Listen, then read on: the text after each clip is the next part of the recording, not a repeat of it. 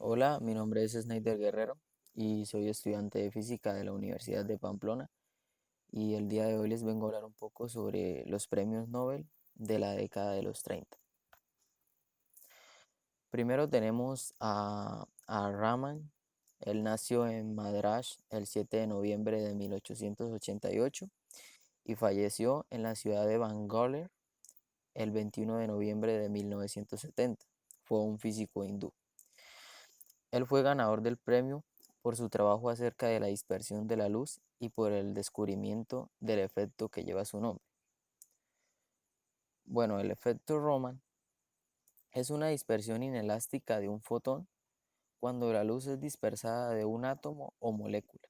En este proceso, la mayoría de fotones son dispersados elásticamente y los fotones dispersados tienen la misma energía, o sea, la misma frecuencia y por lo tanto la misma longitud de onda que los fotones que eran incididos. Pero también se dio cuenta que una pequeña parte o fracción de luz era dispersada ópticamente a frecuencias diferentes que eran normalmente inferiores que los fotones incidentes. En este proceso se le llamó a las moléculas absorbentes de energía dispersión Stokes, que es cuando el fotón resultante es inferior de frecuencia, y a las moléculas que perdieron energía se les llamó dispersión anti-Stokes. Este es cuando el fotón que resulta es de una frecuencia más elevada. Bueno, este fue el aporte significativo que tuvo él para ganar el premio. Bueno, sigamos con el otro. Entonces tenemos aquí a Werner Heisenberg. Él nació en Wurzburgo el 5 de diciembre de 1901 y falleció el 1 de febrero de 1976 en Múnich. Él fue también un físico muy importante. Los motivos para ganar el premio Nobel fue sobre el principio de incertidumbre que ayudó a fundamentar a la mecánica cuántica. Herner fue de gran vitalidad para la mecánica cuántica por medio de sus trabajos muy conocidos como la mecánica matricial, que fue la primera implementación matemática completa de la mecánica cuántica, y su otro estudio conocido como el principio de incertidumbre, en el cual pone un límite teórico absoluto en la precisión de ciertas medidas y en el cual planteaba una imposibilidad de que determinados pares de magnitudes físicas y complementarias sean conocidas con precisión arbitraria. También afirma que no se puede determinar la posición arbitraria en ciertos pares de variables físicas, como son la posición y el momento lineal. Esto quiere decir prácticamente que en cuanto mayor certeza se busca en determinar la posición de una partícula, menos se conoce su momento lineal y por tanto su masa y velocidad. Esto ayudó a formular la mecánica cuántica de una manera muy representativa. Bueno, sigamos con el otro. En este año tenemos a dos físicos que fueron también de gran vitalidad para la mecánica cuántica.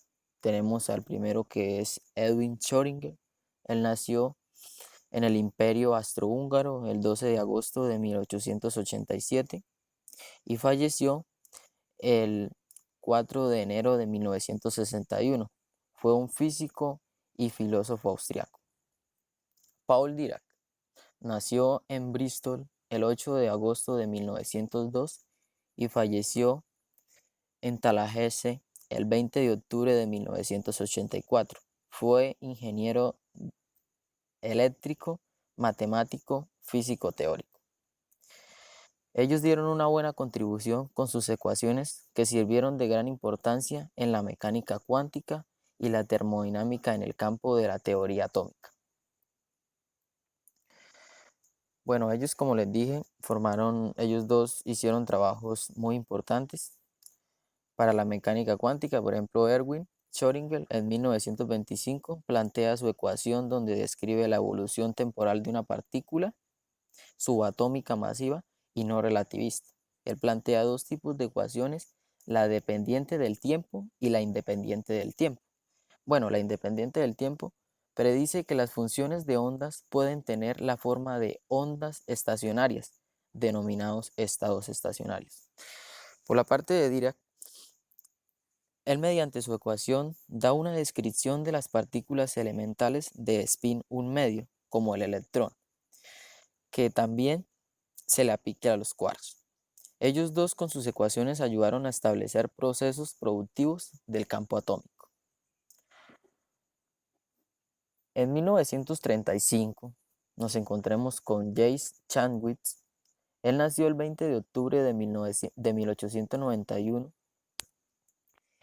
en Bollington y falleció el 24 de julio de 1974 en Cambridge. Físico inglés. Los motivos para ganarse el premio Nobel fue el descubrimiento del neutrón. Bueno, el descubrimiento del neutrón fue reconocido debido al descubrimiento en el año 1932, que fue un gran aporte en el campo subatómico. Él definió James definió al neutrón como una partícula subatómica, un núcleo sin carga neta, que está presente en todos los núcleos atómicos de prácticamente, bueno, todos los átomos, excepto el protio. El átomo está formado por tres partículas fundamentales, llamados quarks, cuyas cargas sumándose dan cero. Por lo tanto, se afirma que es un barión neutro compuesto por dos quarks de tipo abajo y un quark de tipo arriba. Bueno, también fue un aporte muy importante a la historia. Entonces, tenemos en 1936, tenemos a Victor Francis y a Carl Davenport. Bueno, Victor Francis nació el 24 de junio de 1883 en Austria y falleció el 17 de diciembre de 1964 en Estados Unidos. Fue un físico y catedrático. El motivo de él para ganarse el premio Nobel fue el descubrimiento de los rayos cósmicos. Bueno, ahí tenemos a Carl David. Él nació el 3 de septiembre de 1905 en Nueva York y falleció en California el 11 de enero de 1991. Él también fue un físico y catedrático. Y él fue reconocido por el descubrimiento del positrón. Entonces, Víctor recibió el premio Nobel por el descubrimiento de los rayos cósmicos, que todo esto fue debido a la demostración que hizo sobre la ionización, que decía que ésta aumentaba según la altura de donde se intentaba medir. Víctor lo aplicó en un experimento elevando a 5.300 metros 3 electrómetros en un globo aerostático. Encontró que la ionización se multiplicaba por 4 en comparación de la que se podía medir desde el suelo, el cual descubrió una radiación que era proveniente del espacio exterior y descartó, bueno, debido a esa fecha, decían que supuestamente esa radiación era debido al Sol, pero pues Víctor nos demostró que esto no era así. Bueno, por otra parte, David, él recibió este premio Nobel debido al descubrimiento del positrón en 1932. Él definió al positrón, o también se puede llamar antielectrón, como una partícula elemental o antipartícula del electrón.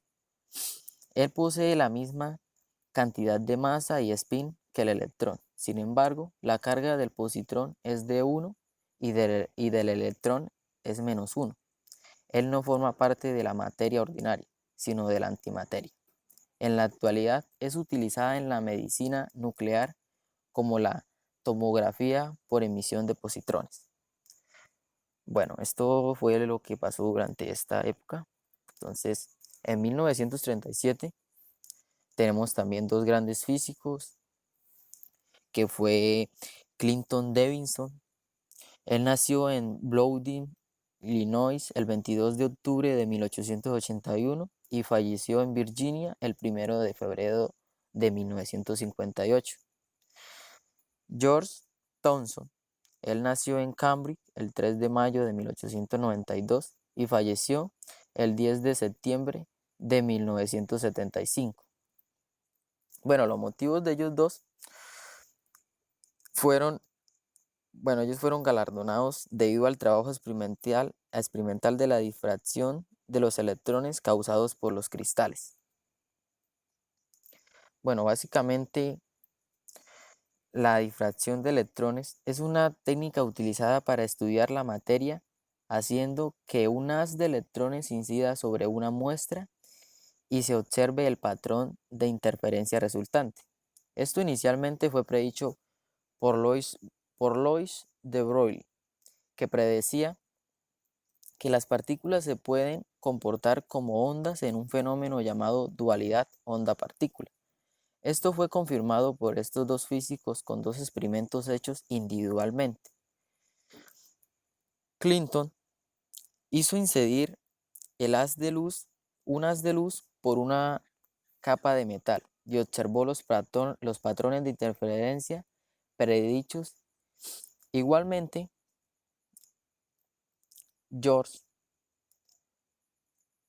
él lo utilizó pero con una rejilla cristalina. Hizo el mismo proceso pero con una rejilla cristalina. Por esas, por esas dos razones ellos fueron galardonados y recibieron el premio Nobel. Bueno, tenemos en 1938 a Enrico Fermi. Enrico Fermi nació en Roma, Italia, el 29 de septiembre de 1901 y falleció el 28 de noviembre de 1954 en Estados Unidos. Fue un físico italiano. Los motivos, pues fue un físico muy destacado por sus diversos trabajos, pero fue nominado al Premio Nobel gracias a su trabajo sobre la radiactividad inducida. Fermi desempeñó durante su vida hechos muy importantes en la física. Uno de esos hechos fue la primera radiación nuclear controlada y también desarrolló un nuevo tipo de estadística para explicar el comportamiento de electrones, estadística mecánica, se le da la definición. Pero lo que lo llevó al premio Nobel fue la radiactividad artificial, donde ésta se produce cuando se bombardean ciertos núcleos de partículas. Si la energía de estas partículas tiene un número adecuado, forma un nuevo núcleo. Esto fue planteado por una pareja de físicos. Fermi partió de estos principios a demostrarlo, lo planteado mediante un experimento bombardeando núcleos de uranio con neutrones, y fue el primer experimento en demostrarlo. Bueno, por último tenemos en 1939 a Ernest Lawrence. Bueno, él nació en Estados Unidos el 8 de agosto de 1901 y falleció el 27 de agosto de 1958. Fue un físico nuclear. Básicamente el motivo de él para ganar el premio Nobel fue la utilización y la mejora del ciclotrón. Bueno, Ernest dio un paso muy importante, ya que gracias a él se pudo estabilizar los aceleradores de partículas que presentaban dificultades en la diferencia de potencial, y en la hora de experimentarlos se notaba una dificultad en los campos eléctricos intensos. El ciclotrón, modificado por Ernest, el cual evitaba estas dificultades por medio de la aceleración múltiple de los iones hasta alcanzar elevadas velocidades sin el empleo de altos voltajes. Esto quiere decir que él produció iones ligeros de alta velocidad sin el empleo de altos voltajes. Básicamente hizo o sintetizó este concepto. Bueno, muchas gracias por su atención, y pues esto es un breve resumen de lo que fue o de lo que pasó durante esta época.